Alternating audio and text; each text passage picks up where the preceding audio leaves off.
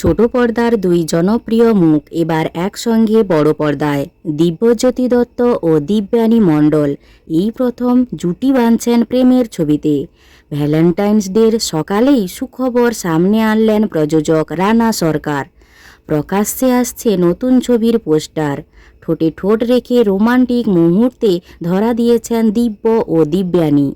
ছবির নাম red flag, ভালোবাসা বেশি। এই ছবির গল্পে আবর্তিত হবে আধুনিক সম্পর্কের জটিলতা ঘিরে। রেড ফ্ল্যাগ আর অতিরিক্ত ভালোবাসার সূক্ষ্ম পার্থক্যই তুলে ধরা হবে আবেগঘন কাহিনীতে।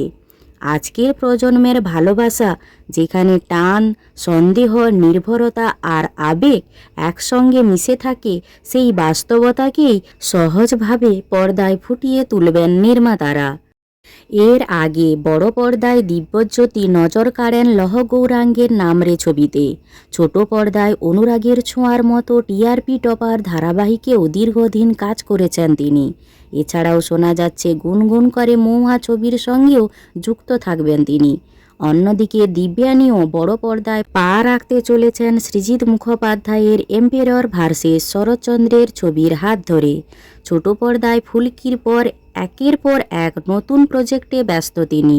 শোনা যাচ্ছে গুনগুন করে মহুয়া ছবিতে মহুয়া রায়চৌধুরীর তরুণ বয়সের চরিত্রে দেখা যাবে তাকে। পাশাপাশি ওটিটিতেও কাজ করেছেন। সব মিলিয়ে প্রেমের দিবসে রোমান্সে ভরা নতুন অধ্যায়ের সূচনায় দিব্যজ্যোতি ও দিব্যানীর।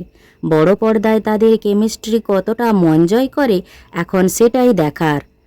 অনুরাগের ছোঁয়া ধারাবাহিকের সূর্য অর্থাৎ দিব্যজ্যোতি আর ফুলকি ধারাবাহিকের দিব্যানী মণ্ডলের কেমিস্ট্রি আপনাদের কেমন লাগতে চলেছে তা কমেন্টে জানাবেন। আর ভিডিওটি ভালো লাগলে একটি লাইক করে পিউ 14 পেজটি ফলো করুন।